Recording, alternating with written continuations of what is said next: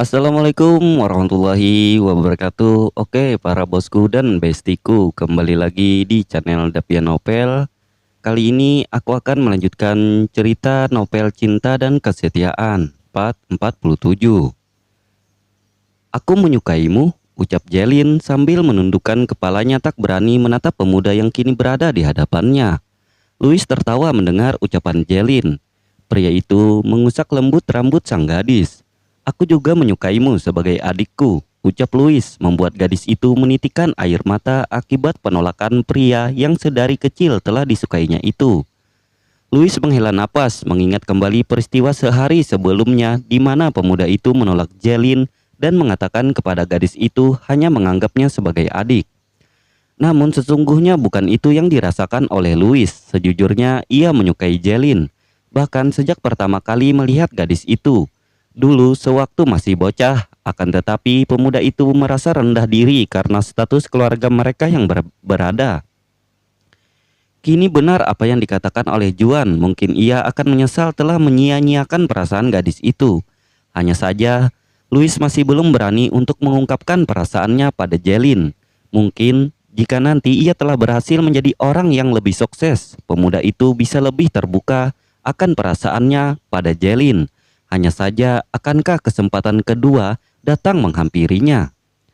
"Mengapa kakak tidak menyapa Louis?" tanya Juan saat perjalanan pulang ke rumah. Jelin tidak menjawab, gadis itu hanya mengedikkan bahunya.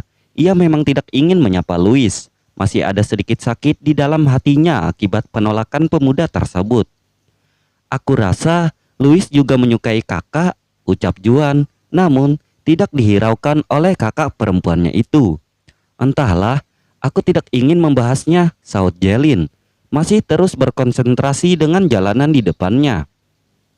Entah mungkin ia telah menyerah atau memang sudah ada nama lain di hatinya, mengingat gadis itu baru saja pergi dengan Fabian yang merupakan teman satu kampusnya.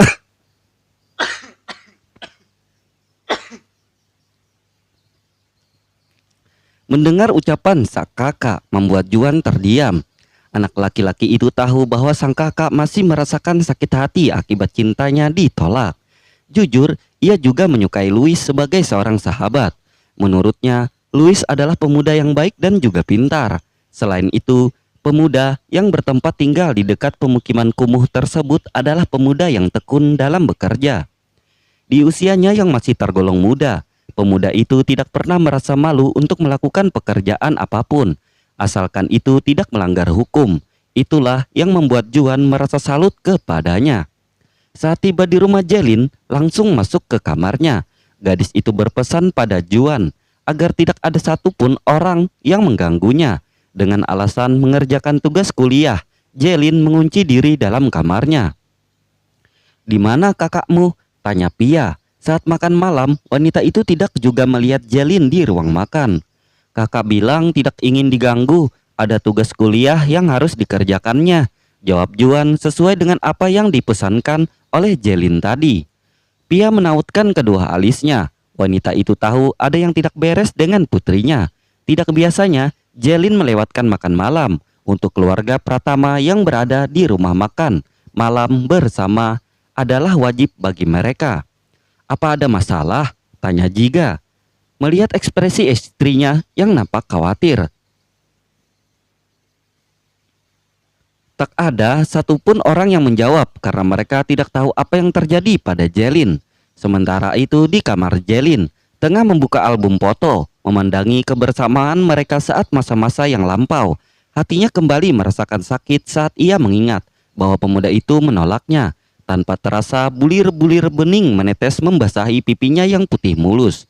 Gadis itu menyeka air matanya saat terdengar ketukan di pintu kamarnya. Jelin membuka pintu dan melihat ternyata sang mami yang ternyata datang untuk melihat keadaannya. "Boleh mami masuk?" tanya Pia yang masih berdiri di ambang pintu. Jelin menganggukkan kepalanya, kemudian mempersilahkan sang bunda untuk masuk. Sebenarnya ia tidak ingin diganggu, tetapi tidak mungkin bagi Jelin untuk menolak sang mami yang sepertinya ingin bicara padanya. "Ada yang ingin kau ceritakan?" tanya Pia kepada putrinya. Wanita itu duduk di atas ranjang dan menepuk sebelah sisinya agar sang putri ikut duduk bersamanya. Jelin menurut. Ia duduk di samping sang mami dengan sedikit gugup. Walau ia tidak ingin cerita tentang masalah pribadinya, namun sang bunda sepertinya sudah dapat menebak apa yang terjadi pada Jelin. Di tempat lain, Louis sedang bekerja di minimarket 24 jam yang terletak tidak begitu jauh dari rumahnya. Seperti biasa, pemuda itu bekerja pada malam hari karena di siang hari ia harus kuliah. "Hai Louis," sapa seorang gadis manis yang merupakan langganan di sana. Hampir setiap hari gadis itu datang walau hanya sekedar membeli makanan ringan. "Hai Bella," jawab Louis ramah menyambut gadis yang masih duduk di bangku SMA tersebut. "Hanya ini saja?" tanya Louis ketika melihat apa yang ada di dalam keranjang belanja milik Bella. Bella menganggukkan kepalanya sembari tersenyum menampilkan deretan gigi putihnya. Gadis itu menatap Louis dengan perasaan kagum yang luar biasa. Bella adalah salah satu penggemar pemuda itu sejak mereka satu sekolah di SMA. "Apa jam kerjamu masih lama?" tanya Bella setelah menyelesaikan pembayarannya. Louis melirik ke jam yang melingkar di pergelangan tangannya untuk memastikan berapa lama lagi ia harus menjaga minimarket tersebut. "Kira-kira 1 jam lagi," jawab Louis kembali melayani pembeli yang berikutnya, karena ia telah selesai dengan belanjaan Bella. "Apa aku boleh menunggumu?" tanya Bella ragu-ragu. Gadis itu menautkan jari jemarinya menanti jawaban Louis. "Sudah terlalu malam Bella, sebaiknya kau pulang," ucap Louis tidak mengizinkan Bella untuk menunggunya selesai bekerja. Bella mengerucutkan bibirnya, gadis itu tidak senang dengan larangan Louis. Besok adalah akhir pekan, jadi menurutnya tidak masalah jika ia pulang agak malam. Lagi pula rumahnya tidak terlalu jauh dengan Louis sehingga Bella ingin mereka pulang bersama. Louis tersenyum melihat sikap gadis itu. Sebetulnya ia tahu kalau Bella menyukainya. Hanya saja bagi Louis gadis itu lebih pantas untuk menjadi adiknya. Dan ia pun tidak ingin memberi harapan lebih kepada Bella karena memang telah ada satu nama yang mengisi hatinya. Nama yang sedari kecil telah ia ukir di dalam ingatannya. Siapa lagi kalau bukan Jelin tentunya. Namun karena perbedaan status keluarga, merekalah yang membuat Louis menyerah bahkan sebelum berperang. Pemuda itu tidak ingin Jelin merasa malu jika harus bersanding dengannya. "Ayolah Louis, ini belum terlalu malam. Lagi pula aku takut jika harus pulang sendirian," bujuk Bella mencari-cari alasan agar dapat pulang bersama dengan Louis. Pemuda itu menggeleng-gelengkan kepalanya. Percuma saja melarang Bella karena gadis itu pasti tidak akan menurutinya. Bella pasti akan tetap menunggu, walaupun sudah ia larang. Akhirnya dengan berat hati, Louis pun mengizinkan gadis itu menunggu, asal tidak mengganggu pekerjaannya. Bella tersenyum senang, baginya asal bisa lebih dekat dengan Louis, itu sudah cukup baginya. Sementara itu, di kediaman Pratama, Jelin telah menceritakan semua masalahnya kepada Pia sang bunda. Gadis itu akhirnya merasa lega setelah menumpahkan semua yang menjadi beban di hatinya. Ia kembali memikirkan kata-kata sang bunda, bahwa mencintai atau menyukai seseorang bukan berarti untuk memilikinya, akan tetapi lebih untuk melihat orang yang kita cintai hidup bahagia, walaupun bukan bersama dengan kita. Tapi apakah Jelin sanggup melakukan itu? Sanggupkah Jelin membiarkan Louis bahagia dengan orang lain bukan dengan dirinya? Namun setelah penolakan yang dilakukan Louis, hati Jelin merasa sakit yang begitu mendalam. Gadis itu tidak mengira Louis akan menolak pernyataan cintanya, mengingat selama ini pemuda itu selalu bersikap baik kepadanya. Mereka bahkan terbilang cukup dekat sehingga banyak dari para teman dan sahabat yang mengira keduanya adalah pasangan kekasih.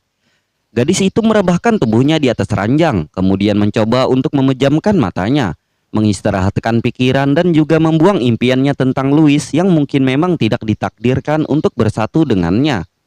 Seperti apa yang dikatakan oleh Pia sang mami, bahwa mencintai bukan berarti memiliki, dan cinta sejati adalah merelakan orang yang kita cintai untuk bahagia, walau kebahagiaan itu bukan dengan kita. Jelin akan mencoba untuk merelakan Louis. Jika pria itu memang lebih bahagia dengan yang lainnya, gadis itu berharap Louis akan menemukan seseorang yang mencintainya sebesar ia mencintai pemuda itu. Di tempat lain, Louis telah menyelesaikan pekerjaan paruh waktunya. Pemuda itu berpamitan kepada rekan yang menggantikan sip kerjanya. Ia pun segera mengajak Bella yang sedari tadi telah menunggunya untuk pulang bersama. "Ayo," ajak Louis kepada gadis remaja itu. Tangannya meraih kantong belanjaan Bella dan membantu gadis itu membawanya. "Terima kasih," ucap Bella tulus sambil terus tersenyum menampilkan sederetan gigi putihnya. Mereka pun berjalan menelusuri lorong-lorong yang tampak sepi. Mungkin karena sudah melewati tengah malam hingga tidak banyak orang yang berlalu lalang di sana. Ketika melewati sebuah lorong yang gelap, nampak oleh Louis beberapa orang pemuda yang tengah asik berpesta minuman keras. Beberapa dari mereka bahkan telah terlihat mabuk. Bella merengkuh tangan Louis mendekatkan tubuhnya ke arah pemuda itu. Ia berjalan rapat dengan Louis karena ketakutan melihat beberapa orang yang telah mabuk di sana. Louis pun menggandeng tangan Bella mencoba untuk menenangkan gadis itu. Ia sedikit bersyukur Bella tadi memaksa untuk menunggunya pulang karena jika tidak ia khawatir gadis itu akan diganggu oleh para pemabuk itu. Namun tiba-tiba jalan mereka dihadang oleh dua orang pemuda yang tengah mabuk itu. Mereka bahkan berusaha merampas apa yang tengah dibawa oleh Louis. "Hei, apa yang kalian inginkan?" tanya Louis berteriak karena salah satu pemuda menyerobot kantong belanjaan yang tengah dibawanya. Serahkan saja barang bawaanmu. Jangan banyak bicara," ucap pemuda yang satunya mendorong tubuh Louis dengan keras. Louis menarik tubuh Bella ke belakang punggungnya. Ia berusaha melindungi gadis itu agar tidak tersentuh oleh para pemabuk itu. "Sebaiknya jangan ganggu kami," ancam Louis. Pemuda itu tidak merasa takut sedikit pun, walau ia kalah jumlah karena mereka berjumlah 5 orang. Louis mendorong tubuh Bella ke belakang. Ia tidak ingin gadis itu terluka, mengingat para pemuda yang tengah mabuk itu juga membawa senjata tajam. Bahkan salah seorang dari mereka memecahkan botol minuman untuk mengancam Louis. Mereka mengepung Louis yang berada di tengah, sedangkan Bella gadis itu tersudut di belakang merasa sangat ketakutan. Suasana malam itu begitu sunyi. Bella mengeluarkan ponselnya untuk menghubungi pihak berwajib. Akan tetapi salah seorang dari mereka merebutnya dari gadis itu, kemudian mendorong Bella hingga terjatuh. "Aduh!" pekik Bella berteriak saat terjatuh karena dorongan kasar dari pemuda itu. Louis menoleh mendengar teriakan Bella. Namun sebelum Louis menolong gadis itu, sebuah tendangan melayang tepat mengenai perut pemuda itu, membuat Louis terhuyung ke belakang. Dan dari belakang kembali pemuda itu diserang bertubi-tubi. Pemuda itu terus melawan. Beberapa kali ia berhasil untuk memukul para lawan. Namun tidak terhitung pula ia dipukul dan ditendang oleh 5 orang tersebut. Bella terus berteriak meminta tolong, tapi tak ada satupun yang mendengar teriakan gadis itu. Louis semakin terdesak. Pemuda itu telah banyak terluka karena lawan yang tak seimbang. Akan tetapi ia tidak menyerah. Louis terus melawan, bahkan hingga seseorang memukul kepalanya dengan pecahan botol. Bella berteriak menjerit saat melihat darah segar mengalir dari kepala Louis yang terkena pecahan botol. Tapi pemuda itu tidak menyerah. Ia tetap melawan, bahkan hingga ada satu orang lagi yang menusuk pinggang Louis dengan pisau tajam. Bella kembali menjerit melihat hal tersebut. Gadis itu merengsek ke tengah-tengah, kemudian memeluk tubuh Louis yang kini terkapar tak berdaya. Salah seorang dari pemabuk itu menarik paksa tubuh Bella dan menghempaskannya ke tanah. Gadis itu semakin ketakutan, tidak ada lagi yang dapat menolongnya. Louis kini telah terkapar di tanah dengan bersimbah darah. Air mata membanjiri wajah gadis itu. Mungkin nasib buruk juga akan menimpanya setelah tidak ada lagi yang dapat menolong gadis itu. Para pemuda itu tertawa terbahak-bahak melihat Louis yang merintih kesakitan sembari memegangi pinggangnya yang terkena tusukan pisau. Pemuda itu mencoba merangkak untuk menyelamatkan Bella yang kini tengah dikerumuni dan hampir saja dilecehkan. Namun sebelum Louis berhasil menjangkau Bella, sebuah tendangan kembali bersarang di perut pemuda itu hingga membuatnya tak sadarkan diri. Kini Bella hanya bisa pasrah dan berharap ada keajaiban yang dapat menolongnya. Salah seorang dari mereka merobek baju yang dikenakan oleh Bella, membuat gadis itu menutupi tubuhnya dengan kedua tangannya.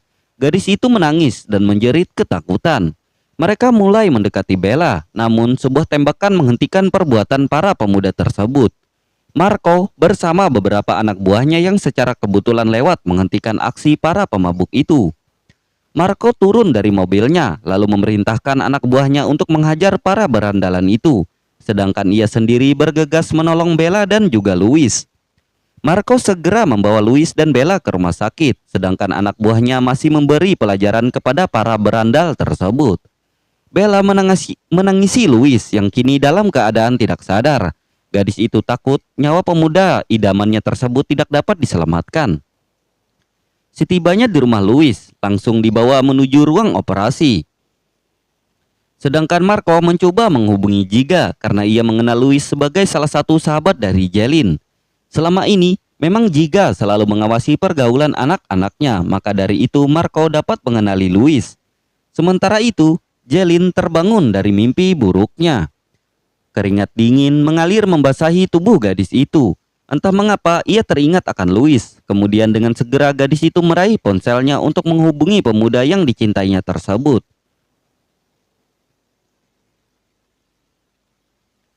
Beberapa kali Jelin mencoba untuk menghubungi Louis, namun tak ada jawaban dari pemuda itu.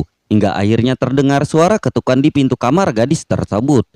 Jelin meletakkan ponselnya, kemudian bergegas untuk membukakan pintu untuk melihat siapa yang datang saat waktu hampir mendekati tengah malam. "Dedi, ada apa?" tanya Jelin bingung. Tidak biasanya sang ayah datang ke kamarnya malam-malam begini. "Cepat ganti pakaianmu, kita berangkat ke rumah sakit sekarang," ucap Jiga saat melihat Jelin masih mengenakan piyama tidurnya. "Rumah sakit? Untuk apa?" Pertanyaan terlontar dari bibir gadis yang masih dalam keadaan bingung tersebut. "Sudah, lakukan saja cepat. Dedi tunggu di bawah." Jika tidak menjawab pertanyaan putrinya, pria itu juga tidak memberitahu Jelin tentang tragedi yang menimpa Louis. Dalam keadaan bingung, Jelin tetap menuruti perkataan sang ayah. Gadis itu segera mengganti piyamanya dan bersiap untuk mengikuti sang ayah ke rumah sakit. "Siapa sebenarnya yang sakit, Dad?" tanya Louis ketika mereka sudah berada di dalam mobil bersama Eric yang mengendarai mobil tersebut untuk membawa mereka ke rumah sakit untuk melihat keadaan Louis. "Louis," jawab Jiga, "hati-hati." Pria itu tahu bahwa Jelin pasti akan terkejut begitu nama pemuda itu disebutkan. Seluruh keluarga Pratama mengetahui bahwa Jelin dan Louis berteman akrab. Bahkan tidak sedikit orang yang mengira mereka berpacaran. Namun hanya Jelin dan Louis yang mengetahui apa yang ada di dalam hati mereka masing-masing. Keduanya tidak pernah membenarkan atau membantah tentang kedekatan mereka. Hanya Juan dan Pia sang ibulah yang mengetahui bagaimana perasaan Jelin kepada pemuda yang berusia sama dengannya itu. Jelin terkejut, kedua tangannya menutup mulutnya yang membuka. Ia tidak menyangka mimpi baru yang baru saja ia alami akan menjadi kenyataan. Dalam mimpinya, Jelin melihat Louis bersimbah darah dengan luka tusuk yang dideritanya. "Benarkah, Dad?" tanya Jelin tidak percaya. Gadis itu berharap apa yang didengarnya tidaklah nyata. Jiga mengangguk menjawab pertanyaan Jelin. Kemudian ayah 3 orang anak itu membelai lembut rambut putrinya yang mulai menitikkan air mata. "Tenanglah, Dedi yakin Louis akan baik-baik saja," ujar Jiga, menenangkan putrinya tengah-tengah menangis terisak di bahu pria itu. "Sebenarnya apa yang terjadi pada Louis, Dad?" tanya Jelin menatap wajah ayahnya dengan mata yang berkaca-kaca. "Dedi juga belum tahu pasti, tapi kita berdoa saja semoga tidak terjadi apa-apa pada anak itu," jawab Jiga yang memang belum mengetahui apa yang terjadi pada Louis. Marco hanya memberi kabar bahwa Louis sahabat putrinya tersebut tengah terluka akibat diserang oleh segerombolan berandalan saat pemuda itu baru saja kembali dari bekerja. Tak berapa lama mereka pun tiba di rumah sakit tempat pemuda itu dirawat. Dengan raut wajah khawatir, Jelin segera menanyakan ruangan di mana Louis berada. Bagaimana keadaannya? Jelin cemas begitu melihat Marco yang tengah berdiri di luar ruang operasi. Marco menggelengkan kepalanya. Pria itu belum mengetahui keadaan Louis di dalam sana. Sudah 2 jam Louis dibawa dan ditangani di ruangan tersebut. Namun hingga kini tak ada satu orang pun yang keluar dari tempat itu untuk memberikan kabar pada mereka yang menunggu dengan cemas di luar. Jelin semakin gelisah. Gadis itu terus mondar-mandir di depan ruang operasi. dengan wajah yang cemas. "Bagaimana ini bisa terjadi?" tanya Jiga pada Marco. Pria tersebut membawa anak buahnya agak menjauh dari Jalin agar gadis itu tidak dapat mendengar apa yang ia katakan. Marco pun segera menceritakan semua kejadian itu, termasuk dengan adanya Bella yang juga menjadi korban dari peristiwa itu. Pria itu juga melaporkan bahwa para berandalan yang membuat onar tersebut telah diberi pelajaran.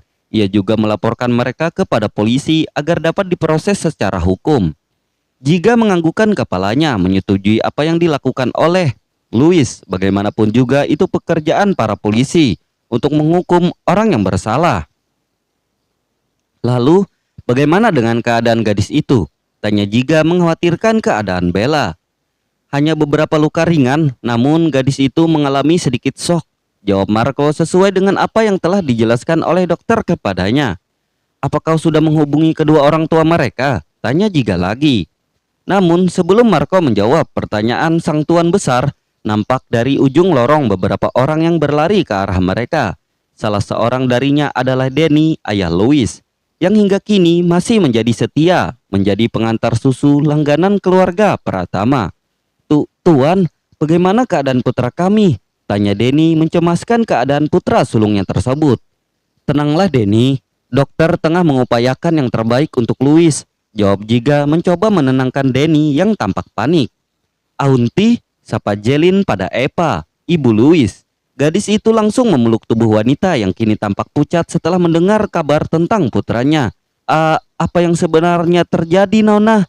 tanya Eva dengan bercucuran air mata. Ia takut nyawa putranya tidak terselamatkan karena belum juga ada kabar dari dalam ruang operasi. Tak beda dengan orang tua Louis, kedua orang tua Bella yang datang pun tampak panik. Mereka segera mendatangi kamar gadis itu dirawat setelah mendengarkan cerita dari Marco. Jelin menggelengkan kepalanya. Gadis itu memang tidak tahu apa yang telah terjadi pada Louis. Bahkan ia sama sekali tidak tahu seberapa parah luka pemuda itu. Setelah cukup lama mereka menunggu, akhirnya proses di ruang operasi pun selesai. Dua orang dokter keluar dari sana dengan diikuti oleh beberapa perawat. Keluarga pasien panggil seorang dokter muda yang menangani Louis. Pria itu berkacamata, ingin memberitahukan kabar Louis yang hingga saat ini belum sadarkan diri. "Ya, saya dok," jawab Denny dan Eva berbarengan. Mereka ingin segera mengetahui bagaimana keadaan putranya. "Pasien mengalami banyak luka dan juga kehilangan banyak darah, dan kami sudah melakukan semampu yang kami bisa," jelas dokter muda tersebut. "Kini kita hanya dapat berserah pada Tuhan. Semoga saja masih ada keajaiban yang dapat menolong nyawanya," tambah sang dokter, membuat tubuh Eva sedikit menjadi limbung begitu mendengarnya. Tak berbeda dengan Eva, Jelin pun terhuyung ke belakang hingga punggungnya menabrak tembok. Gadis itu melorot ke lantai menangis dengan memeluk kedua lututnya setelah mendengar penjelasan dokter tentang keadaan pemuda yang dicintainya tersebut. Bersambung.